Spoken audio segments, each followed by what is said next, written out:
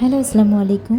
ঈদের দিন সকালবেলা আব্দুল্লাহ মোটামুটি 6:30 পৌনে 7টার মধ্যে ঘুম থেকে উঠে গেছে।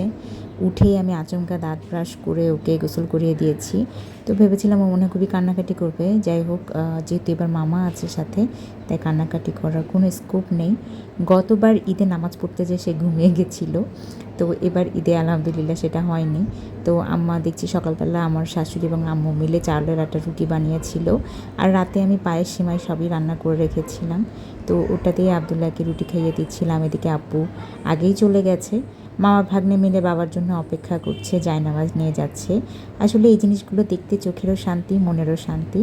আলহামদুলিল্লাহ, তারা যখন এভাবে খুব প্রফুল্ল থাকে, প্রাণ ভরে হাসে, তখন আমারও কেন যেন খুবই শান্তি লাগে।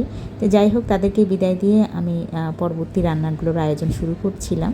তো যাওয়ার আগে আমাকে আল্লাহ হাফেজ, ঈদ মোবারক জানিয়ে যাচ্ছিল। এটা ছিল আমাদের ঈদের দিনের সকাল। ছোট্ট একটা ভিডিও শেয়ার করলাম।